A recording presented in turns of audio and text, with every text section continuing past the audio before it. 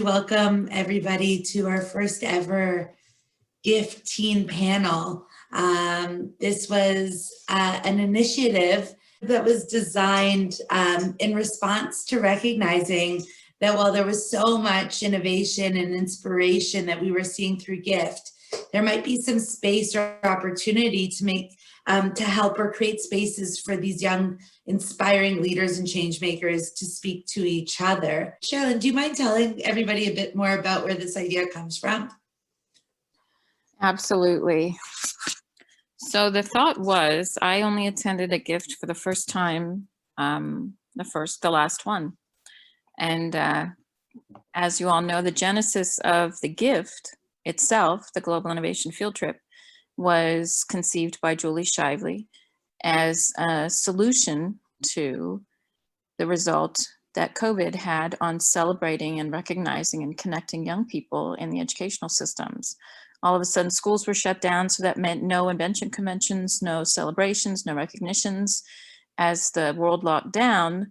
And so Julie's thought nearly a year ago was, we got to give young people a stage.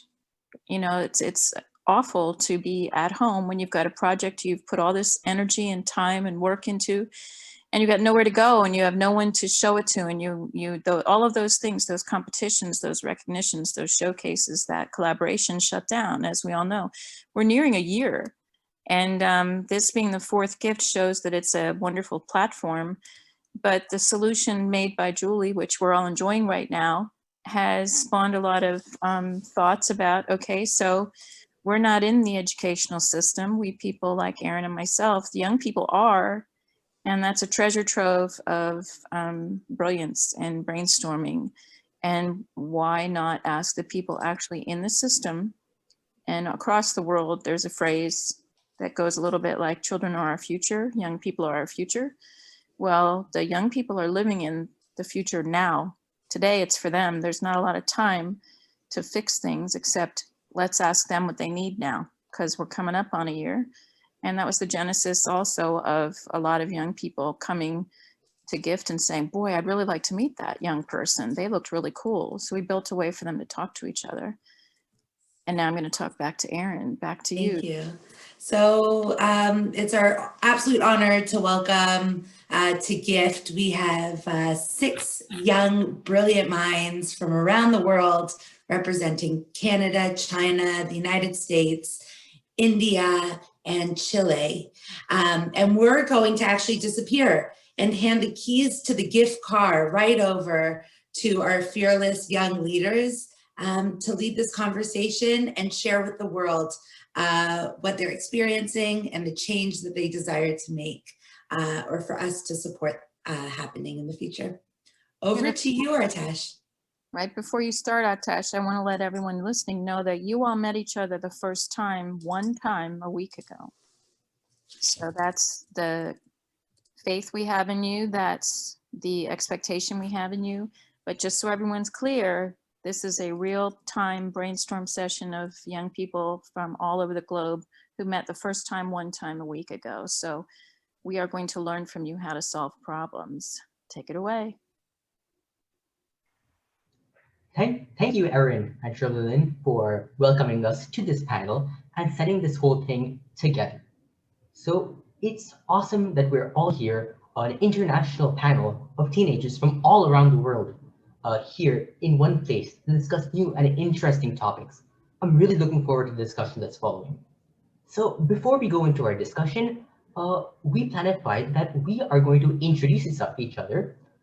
So I'll welcome our fellow panelists to start the introduction.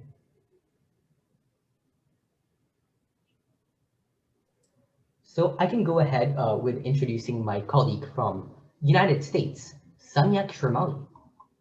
So Samyak Sharmali is from Portland, Oregon, United States. And Sam is interested in the field of biomedical engineering and deep learning. Science and innovation have always been a major part of who he is.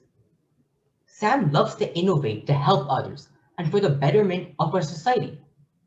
Other than innovation, Sam also plays the violin, piano, and even does some swimming.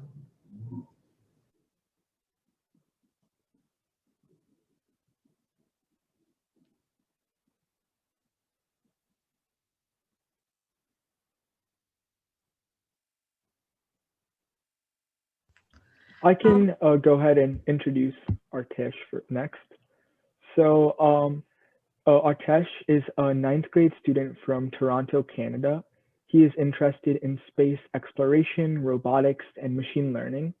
He has co-founded Hot Pop Robot, which is a nonprofit directed to bring talk of science, exploration, astronomy, and technology. He has lots of experience with giving presentations and also doing various science projects. And other than this, in his free time, he loves to swim and play the guitar. I'm very honored to be introducing Emily Louise from Chile. She is 13 years old and a grade 8 student. Emily Louise was born in Belgium and moved to Chile when she was 2 years old and has been living in Chile ever since. She loves to watch movies and bake in her own time, and she has 3 dogs and 3 cats.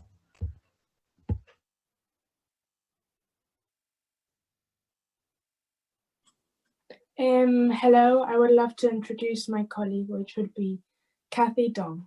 She is 14 years old and in 9th grade. She has Chinese parents and lives in Canada, and she spent a few of her school years in China studying abroad. She likes baking, reading, and watching TV shows with her family. So hi everyone, I would be introducing Natalie. So Natalie Liang is a grade 8 student. She lives in Shanghai, China. She's 14 years old. She's a proprietor of Model UN Club. Her hobbies are reading and playing volleyball. She recently attended 2 webinars, 2 conferences, and in her conferences, they created resolution with a big block of Asian countries. Yay. Hello, I'm Natalie Liang, and it's such an honor to be here to introduce Rashid, my colleague. Rashid is from India, and he is 40 years old, the same as me. He's a grade 8 student and studying at the public school. He likes skating, and that's all.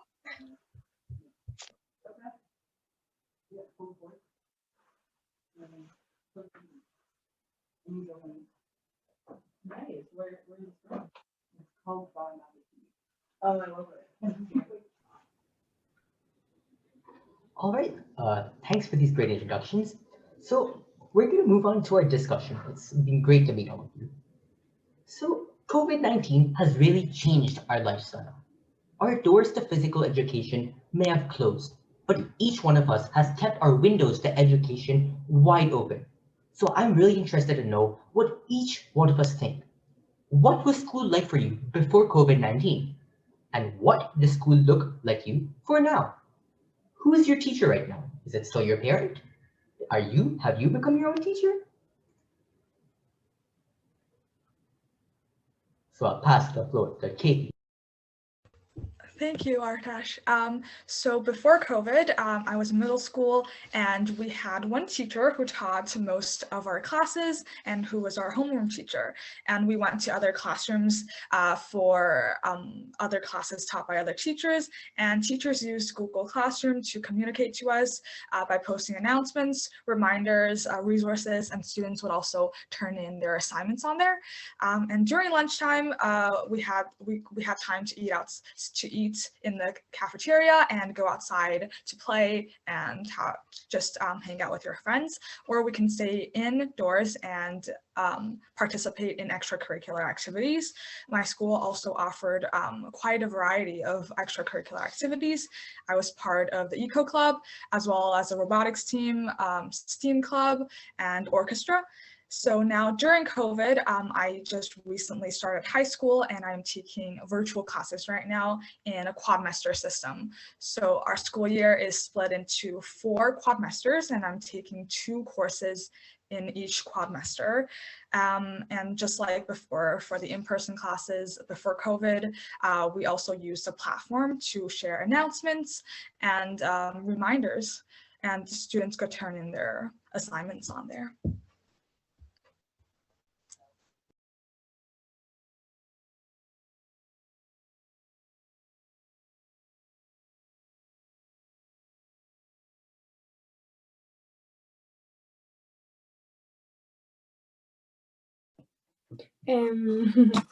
So before COVID, school for me was different because I I'm in a different education system called Montessori.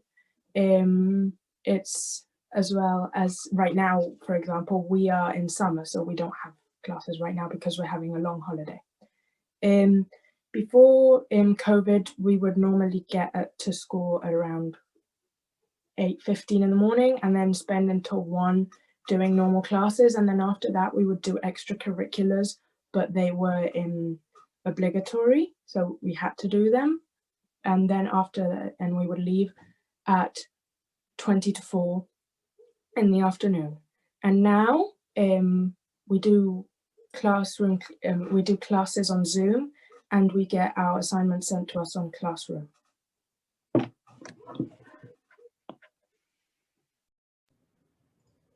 Yeah, Rishit, why don't you go next? I'm excited to hear your perspective on this. Thank you, Artash. So pre-COVID, the schools were regularly going on. We were going to school, meeting our friends, learning things from our teachers. The most important thing of education pre-COVID was we were learning things practically.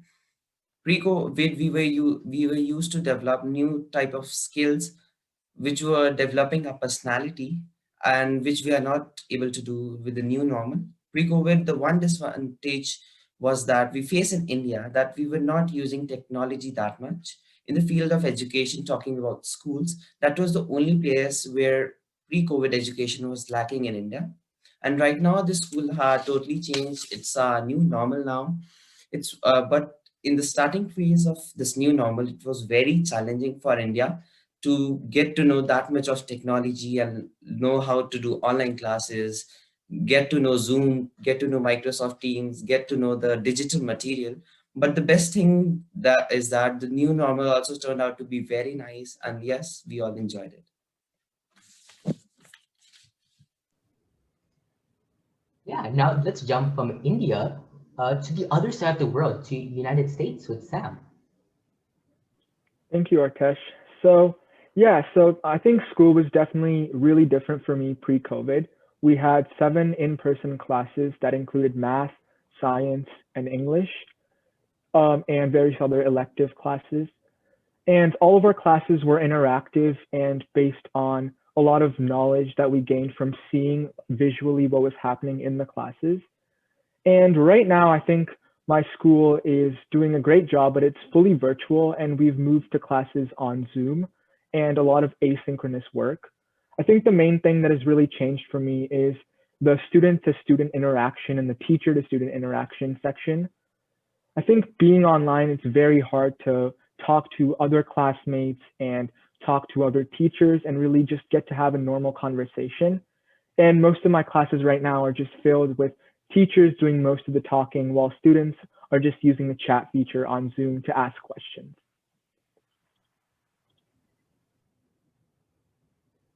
We're finishing with,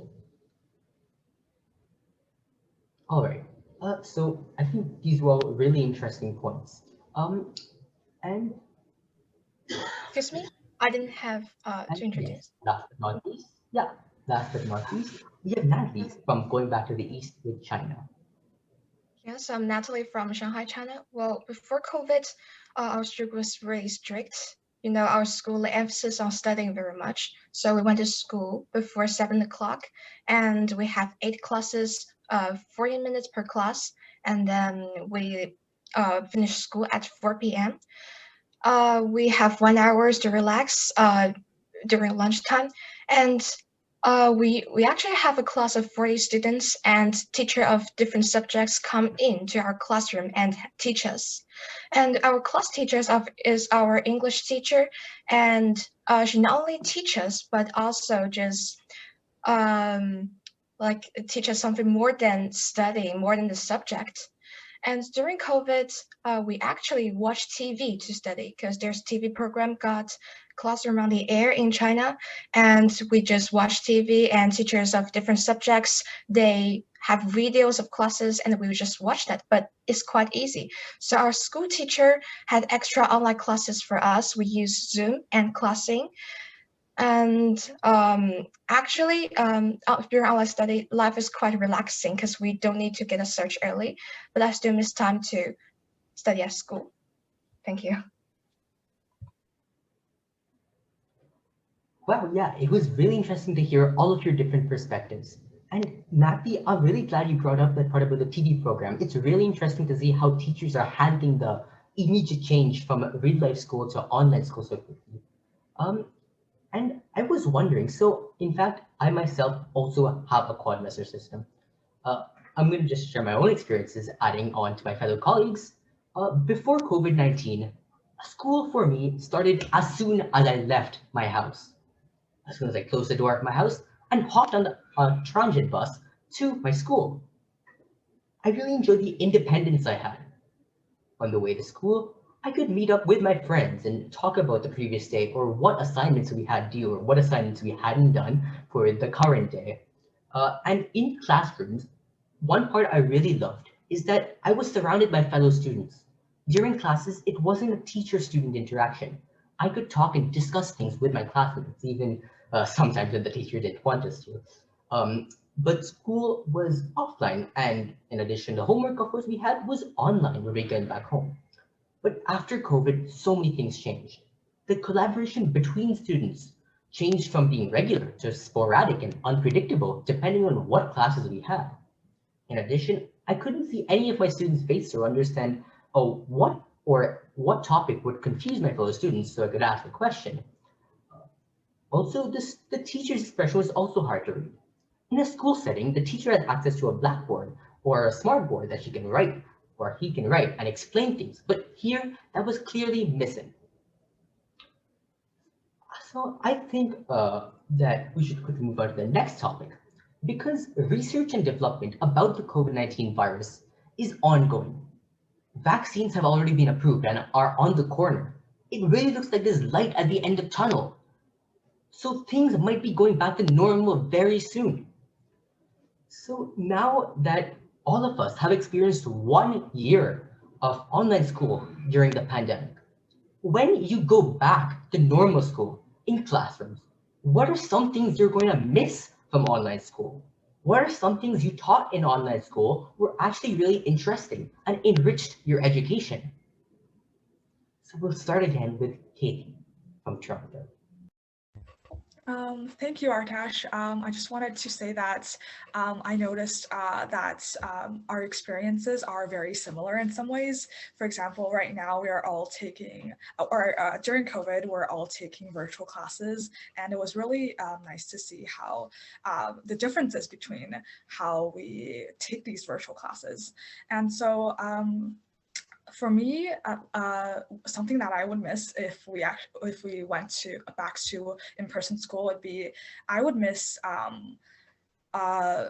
we could have recordings of virtual classes. So so for us, virtual classes sometimes are recorded, and then, for example, if we're absent for one day, we can come back and go onto the platform and rewatch what we missed, and it's almost like we just went back and didn't miss a day, and it was really nice. And we could also go back to review if, for example, our internet disconnected and we missed a few parts here and there. It was really nice to have that recording there for clarification or review.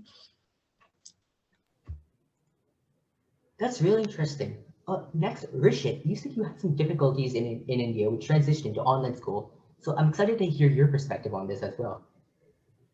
Yeah, so like Kathy said, it's the same. We were getting recordings, like the sessions were going live on Zoom and were live for us on Zoom on Microsoft Teams, and they were being recorded, and we get them. But like it was very nice for us. We are getting recorded lessons because in India, in every place, there's not internet connections that much as compared with the other countries.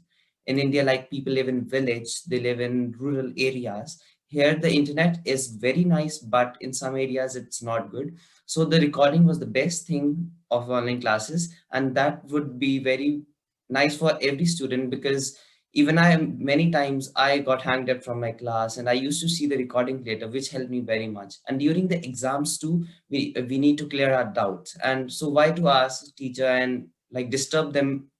It would be late at night because I study at night. So yeah, just see the recording and you get a lot of things from recording also. So yeah. That's great. Yeah, technology is definitely very beneficial in online school. On to you, Emily.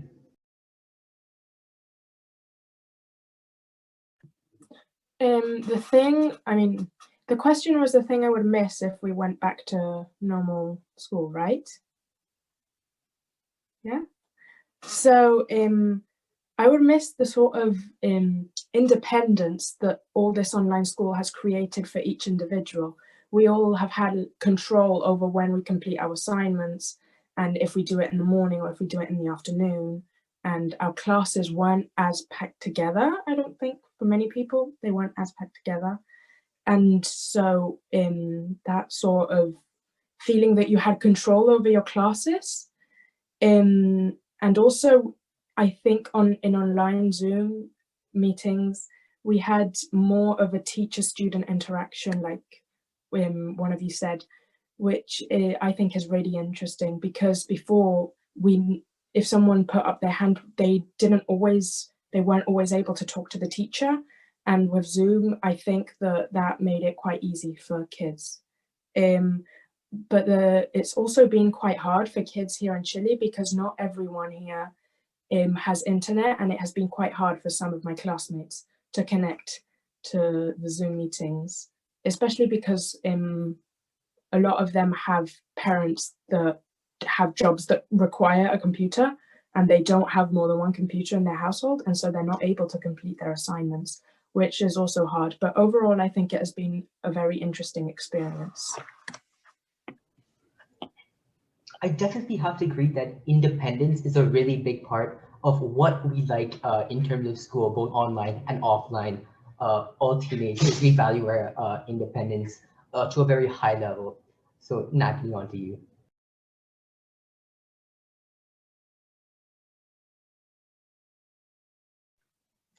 So, hello, I'm Natalie from Shanghai, China. And actually, we have already been back to school.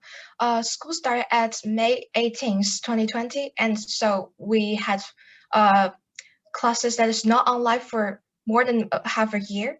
And the things I missed in during online classes, we have more time to do homework because we can't do so much talk to our friends and chat to teachers. So which means that we can use all those time to study. So I actually finish homework and review my lessons really soon after class. So I have more time to read books, to watch TV, to do things I like, maybe to paint, to sketch. So yeah, I have more the evening off to do what things I like. And another thing which is really interesting is that our teacher likes the way that we're handing our homework during online classes. Because during online classes, we take pictures of homework and then we upload it to our teacher. So our teacher said that it saves a lot of space because we don't need to handing so many books, textbooks, notebooks to her. And also, we can also, check our homework really easy. We don't need to find our notebook everywhere. And that's all. That's really great. It's really amazing to hear that you've already gone back to in real life school for a long time. It's definitely something that's great to hear that already things are starting slowly by slowly to return to normal. But Samyak, in America, I assume you're still in online school. So how about you share experiences? Yes, Artesh. So we currently are still in online school. We're doing classes on Zoom and we're using Canvas to upload our assignments and receive assignments and notes from the teacher. So I think I definitely had one of the best experiences online. I think it was really good learning like with recordings and having the personal interaction with the teacher. But I'm also looking forward to going back to regular school as I think the personal interaction level with other teachers and with other students in real school, in like in-person school, is much it's at a real high level rather than being online. Because online, I think you only get to interact with the teacher when you need help or when you have a question. But in class, I think you get to interact with the teacher by asking them how their day was or by just getting to know them even more. So I think more than like what I'll miss being online, I think I'm going to value going back to the classroom and really learning face to face with the teacher. Absolutely. I myself am also really looking forward to going back to in real life school and enjoying what we had before this. Uh, So to add on to all these amazing points, some things that I think I really value during this online school, especially in some classes.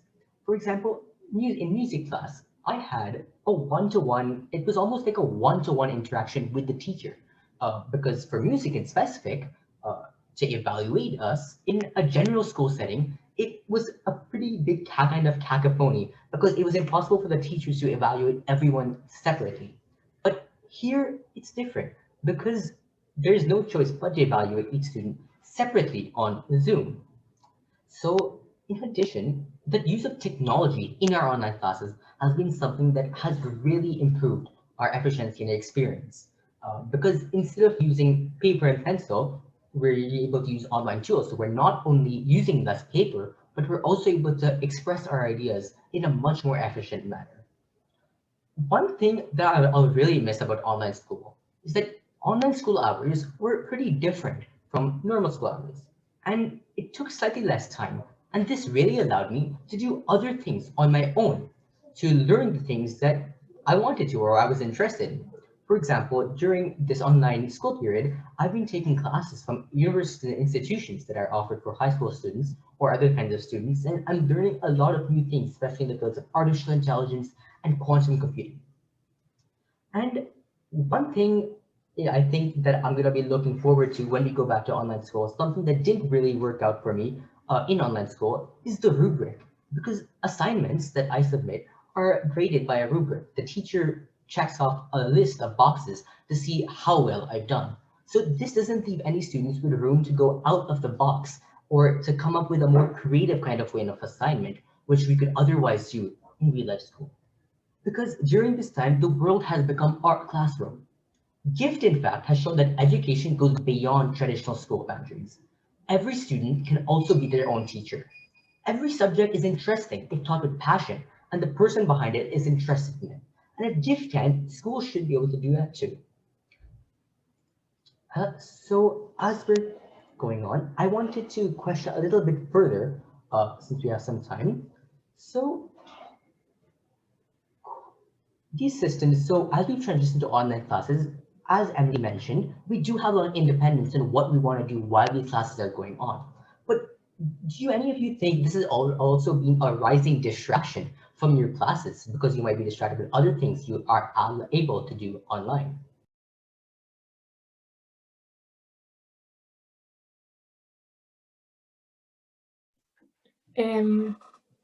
I think it has certainly forced us to mature, obviously, the whole situation. But I also think for a lot of people that were learning how to use Zoom this year, it was very distracting learning all the features that Zoom had, or learning that you could still be on Zoom whilst on a different page and different stuff like that. And it was very distracting as well, because kids would watch Zoom on their computer and would be watching a video on their phone, or would have Zoom and then would be watching YouTube or a series or something. And I think that's doing that is it shows the level of maturity or maturity that you have towards classes.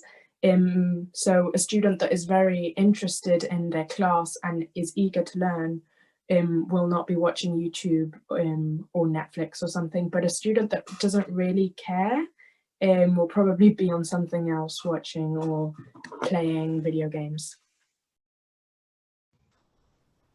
I totally agree with what Emily just said. I felt that there was definitely a need for us to take more responsibility as well and be more mature, because it's harder for teachers to know how well we're understanding the material when it's in a virtual setting, because many times students don't turn on their cameras or their mics, so teachers don't really know, there's no kind of like facial expression that tells the teacher we're not understanding this, or they should go slower or go faster, that we do know this material. So it's really up to us to ask for help when we need it. And I feel like that's definitely one way that really helps us to mature. And speaking of distractions, because it's in a virtual setting, just like Emily Louis said, there's many distractions. Like, for example, we have this group chat outside of the Zoom chat where students can go on there and talk about things outside of school, as well as get homework help. And students could be chatting on there while classes are going on, and it is definitely a distraction for some.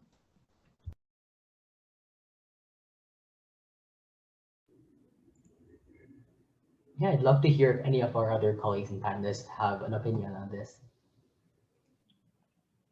Yeah, so as everyone's talking about distractions and like staying aware of the Zoom class, I think what all schools should require is students to turn on their video cameras, because I think that would really help the teachers monitor to the students while they're taking tests or while they're doing assignments or while they're just listening in class, and that would really get the interactive aspect of class back to online classes, and that would make, I think, for thousands of people around the world, life on online classes much easier, as they would be more aware of what's going on in class. And I think the teachers would enjoy class more, as they would get to see our reactions while we're learning.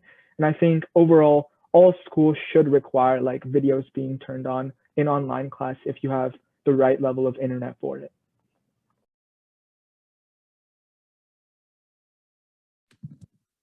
So, see, however, without the structure of a traditional classroom, online learning can also be challenging and incite distractions. Top distractions which are there in the online classes are social media, of course, Instagram, Facebook, and many more, texting, friends, and many more, television, and family, which can pull one's attention away from the tasks at hand and diminish productivity. Like in India, we have seen the classes going on, some are not turning on their videos, some are not replying when the teacher is asking. So yeah, that's the reason they are not doing so. Could be that they are distracted, they are playing games, or they are having some fun. So that's the whole reason of all the distractions. So yeah, online classes have a lot of distractions too. Well, in China, when we have Zoom meetings online, we are asked to turn our camera and turn on speakers so our teacher can know how much we learn. But for the most of the time, we just watch TV. So yeah, as what you say, distracts. We have a lot of distracts. We can play video games, watch TV, and chat to other students. And another thing that is challenging is to be honest, because we still have exams and tests during online classes. So our teacher send the paper to us and we print it and we do it, then we upload it. But yeah, we can use the calculator, we can just search the internet for the answer. So we really have to be honest. It's challenging. So tests and exams don't work very well during online classes. And also we have online activities like the competitions to recite Chinese poets, but we can still search the internet while we are testing. So yeah, it's really important to be honest, and it's really challenging. Yeah, it was great to hear your perspective. Yeah, please go ahead. I just had like a quick answer that I wanted to say because I thought it would be pertinent to the situation. Was to Sam's point that it should be like necessary for kids to turn on their cameras in school. I think that is really like a really good point up to a certain point, because there are some kids which in their situation they can't put the camera on, whether it's their parents fighting in the background or it's that they share a room with their siblings, or that they don't like have a great camera, or in any situation like that. Like if you can put your camera on and you're just switching it off so you can lay in bed and eat, and then switch it on by all means. But if you can't, there is that kind of, it's also with what Natalie said that it also requires a certain level of honesty, because you have to be honest about this sort of thing and not lie. And that's really hard in online school. That's definitely a great point. And I think we need to move on to our last topic, because as we're closing on our discussions, we have to keep an eye on the future. So we can all pretend we have one thing we can share with our local policymakers to make a positive difference. We know teachers have also had a hard time during this pandemic. Obviously, they have their own families and are frontline workers as well.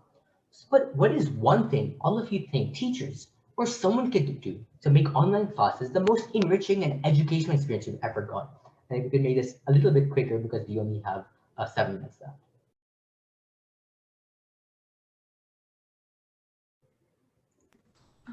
Okay. Yeah, I'll begin. Start. So I think the most important point, I think teachers should be understanding, and I'm really grateful that my teachers have been really understanding throughout the course of online school, because they understand that we are all like struggling in these times, and sometimes, for example, our internet can disconnect during a class, and we have to come back and ask questions that maybe the teachers have already answered before when we were disconnected. So I think teachers, just like understanding overall, and also something that I feel like because it's really hard to do, but I think it's very important, is to keep up discussions in class and just social interactions. It's been really hard to have discussions in class, especially I'm taking a geography course right now, and it's really important. It's a really important part of geography to have these discussions and expand your perspectives. So, but sometimes we're just like chatting on the chat feature in Zoom, and sometimes I kind of feel discouraged from using the chat feature because sometimes I'm not typing fast enough, and then we're going on to the next topic before I could even type the answer out.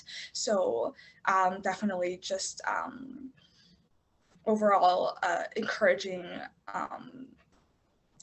discussions as well as understanding. As well as Kathy's point, I think that the teachers, as well as what she just said, is try and make it also a fun experience for the kids. Because I do think that being stuck at home and not being able to see your friends, it takes a toll on your mental health.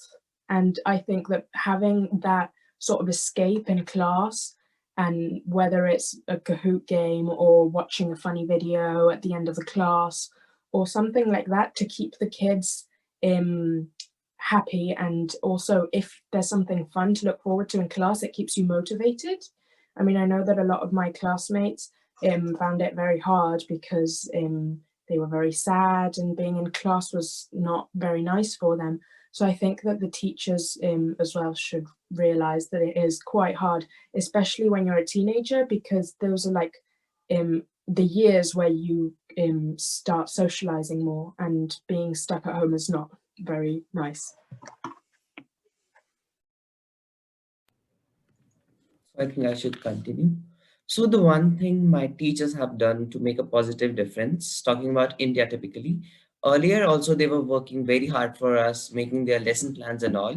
But now in the new normal, the teacher who used to sleep at 10 p.m. or 9 p.m. at night is sleeping at 1 a.m. or 2 a.m. at night, working hard for us, making digital plans, making all the presentations, checking our exams. Like nowadays in India, exam season is there, so exam is going on.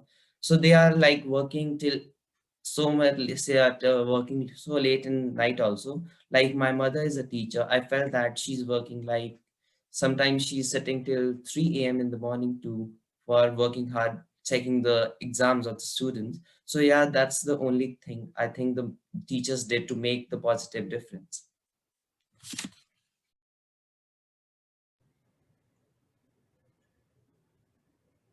On to you, Samyak.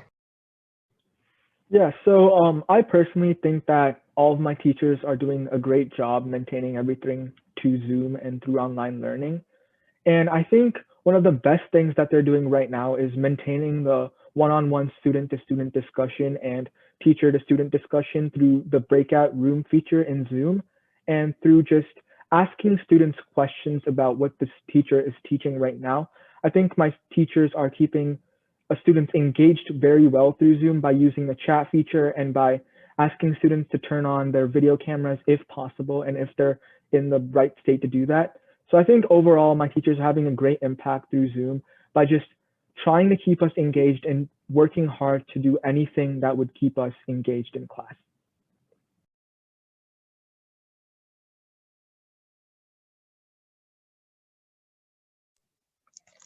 Okay, so I'm Natalie. Well, my teacher is also doing a really great job during COVID. So our teacher had a lot of survey to ask us whether the course is too difficult or not, whether you can catch up with it, should I slow down? So that works really well. But one thing I think that needs improving is EP classes, because we can't go out to exercise during COVID. So and our P class on TV just show the video how to do some kind of sports that actually doesn't teach very much, but we also need physical education during COVID. So I think that we can have online classes and online classes when our teacher just encourage us to sport, and maybe we can make videos to show that we are exercising at home. So that will be much better for us.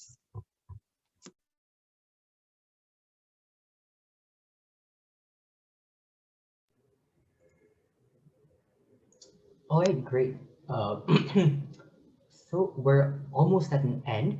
On a quick thing, I just wanted to mention that one thing I really noticed is that so the points that everyone have been really awesome, and I think one thing the teachers are lacking is that instead of trying to use technology to innovate in online classes, a lot of things have been copied, and it would be great if someone could innovate new kind of solutions to harness technology instead of trying to copy what school has been like before COVID.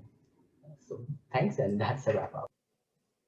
Wow. Thank you, Artesh, for guiding this conversation, and to each of our teen panelists for inaugurating this conversation and for really stepping in and up into the space. And Artesh, I think you gave us a great segue into leaving this space. But before we leave, I'm going to do one more thing. And walking away and really reflecting on what we heard today from each other, what we spoke about ourselves, perhaps, some of the patterns we might have identified, and coming back tomorrow with some innovative solutions or recommendations to help address some of the problems that we are thinking about at this moment. I think just before we step away, it's our last moment. Sherilyn, if it's okay, I'm going to suggest we go around the virtual room and just use one word. Yeah, I have a question. Oh, pardon. No, my takeaway is probably the same of yours. First, amazingly unleashed gratitude to you six, because this was just an amazing thing to listen to, because it just was. And I think you'll be very pleased and proud of yourself when you actually watch back what just happened.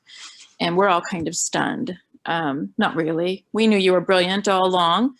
I'm asking each one of you one word, because we only met the first time a week ago, and you only met each other the other people a week ago.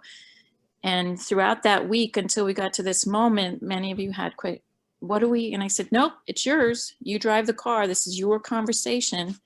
And having just gone through the Global Innovation Field Trip's first ever inaugural team panel and led it and participated, I just want one word from each of you of how you feel right now. Starting with our leader, and then you can take the group around. Yeah, my words would be, I'm really excited for the future based on the conversations we've had. Kathy? Oh, I feel very grateful to have participated and listened to all of the perspectives. It was really eye-opening. Sam? I feel very blessed to be part of these amazing people and having this great conversation. Emily Louise? I'm very happy that people around the world are getting motivated to have these conversations. Natalie? It's such an honor to be here and listen to you share ideas with you. Rashid? It was a very amazing experience, like meeting all of you and knowing different things which are happening in the world. So it was very amazing for me. Well, looking My forward last to question for you is, are you ready for tomorrow? We are. We're ready to hear more of you. You guys ready? Yeah. Cool. See you in 12 hours and 15 minutes. Bye Right. for now. You. Bye. First 15 panel. Cheers.